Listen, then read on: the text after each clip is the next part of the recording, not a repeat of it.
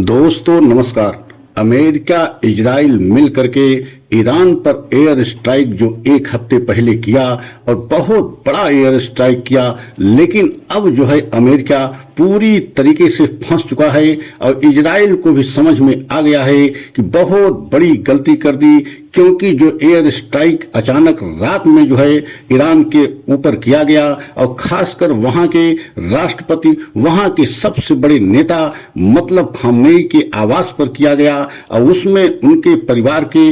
बहुत सारे सदस्य मारे गए। खामेनी की स्वयं उसमें मौत हो गई। लेकिन उस एयर स्ट्राइक से अब अमेरिका इजराइल पूरी तरीके से फंस गए हैं और ये अनुमान नहीं था इजराइल और अमेरिका को कि एयर स्ट्राइक करने के बाद इतना बड़ा बदला जो है लेगा ईरान, क्योंकि जिस तरीके से पलटवार ईरान किया है और चुन चुन करके जो है अमेरिका इजराइल से और जो अमेरिका के समर्थन में देश हैं उनसे चुन चुन करके बदला इस समय ईरान ले रहा है। पूरी तरीके से ईरान के बदले से और ईरान के पलटवार से अमेरिका और इजराइल दहल गए हैं, क्योंकि डोनाल्ड ट्रंप नहीं समझ रहे थे कि इतना बड़ा जो है एक तरीके से मिसाइलों का जखीरा और ड्रोन का जखीरा इतना बड़ा जो है मात्रा में जो है ईरान के पास है। क्योंकि अब जिस तरीके से पलटवार ईरान कर रहा है आप देख रहे हैं, पूरी दुनिया सहम गई है,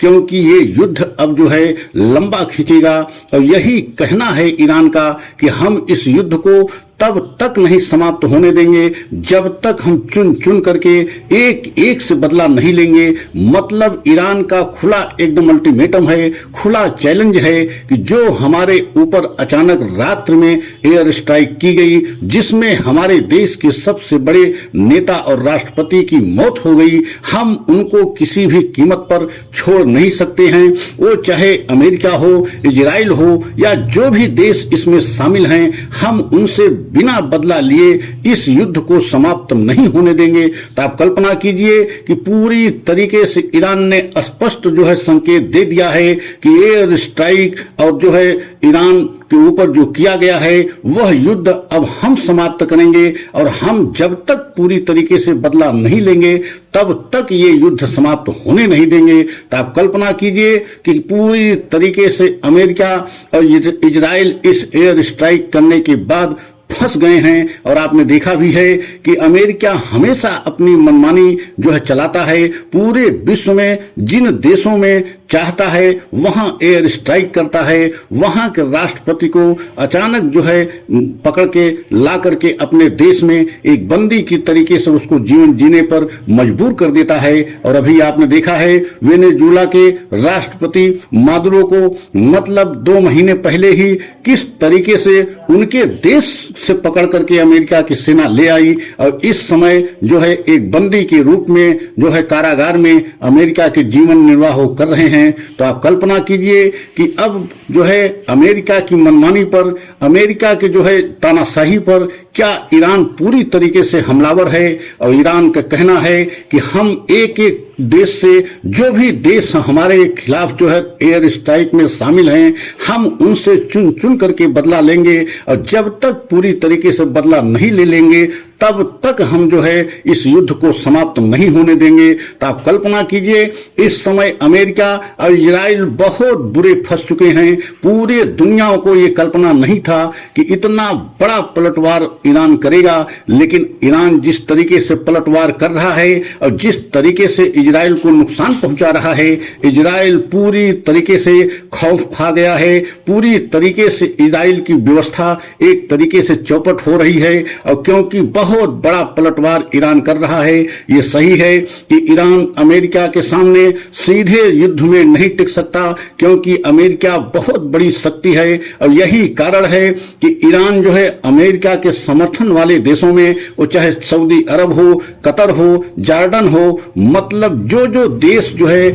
अमेरिका के समर्थन में हैं और जहां जहां अमेरिका के एयरबेस बने हैं उनको ईरान एक तरीके से निशाना बना रहे हैं। और ईरान जिस तरीके से अमेरिका के एयरबेस पर को नुकसान पहुंचा रहा है, वहां से अमेरिका अपनी सेना को सुरक्षित स्थानों पर जो है एक जगह पर ला करके रखा गया है, क्योंकि अमेरिका को अब आभास आभास हो गया है कि ईरान जो है जिस तरीके से पलटवार कर रहा है, जिन जिन देशों में अमेरिका के एयरबेस बने हैं वहां बड़ा नुकसान ईरान कर सकता है। और यही कारण है कि अमेरिका उन एयरबेसों से अपने सेना को हटा करके कहीं सुरक्षित स्थान पे रखने का फैसला किया है। लेकिन आप समझ सकते हैं कि इस समय ईरान बहुत ही बड़ा पलटवार कर रहा है और ईरान एक तरीके से बदले की आग में जल रहा है। और आप देख भी रहे हैं कि पूरी तरीके से ईरान की मंशा है कि हम अपने नेता के बदले को जब तक नहीं ले लेंगे, अपने नेता की मौत का बदला हम जब तक नहीं ले लेंगे,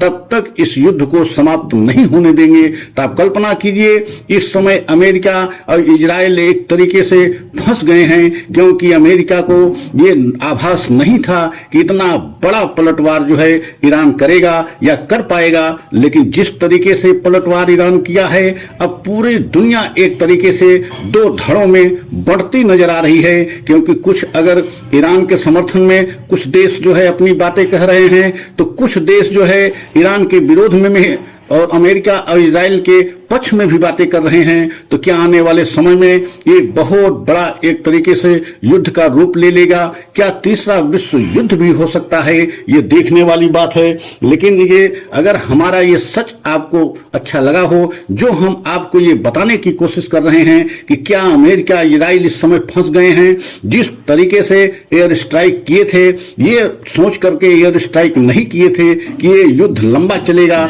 अमेरिका इजराइल की मंशा थी कि एयर स्ट्राइक करके मतलब वहां के राष्ट्रपति खामनेई की मौत के बाद जो है मामला शांत हो जाएगा। लेकिन ऐसा नहीं हुआ और पूरी तरीके से जो है ईरान पलटवार कर दिया है और बड़े स्तर पर पलटवार कर रहा है और लगातार अल्टीमेटम चुनौती दे रहा है, धमकी दे रहा है ईरान कि हम जब तक अपने नेता के मौत का बदला नहीं ले लेंगे और चुन चुन कर उन देशों से लेंगे जो देश इसमें शामिल हैं, मतलब चाहे अमेरिका हो, चाहे इजराइल हो, चाहे इजराइल के समर्थित करने वाले कुछ देश हों जैसे कतर, जॉर्डन, सऊदी अरब। ये ऐसे देश हैं जो इस एयर स्ट्राइक के समर्थन में थे और अब जो है ईरान के पलटवार से ये सभी देश एक तरीके से सशंकित हैं और उनको लग रहा है कि कहीं न कहीं ईरान बड़ा हमला कर सकता है, क्योंकि बहुत बड़ा मिसाइलों का एक जखीरा ईरान के पास ऐसा लग रहा है कि तैयार कर रखा है। और अगर ऐसा है तो आने वाले समय में ये युद्ध और लंबा खिंच सकता है। अगर हमारा यह वीडियो आपको अच्छा लगा हो तो लाइक सब्सक्राइब करें, कमेंट के द्वारा अपनी राय हमें अवश्य दें। अगला वीडियो पुनः लेकर के आएंगे। जय हिंद, जय भारत।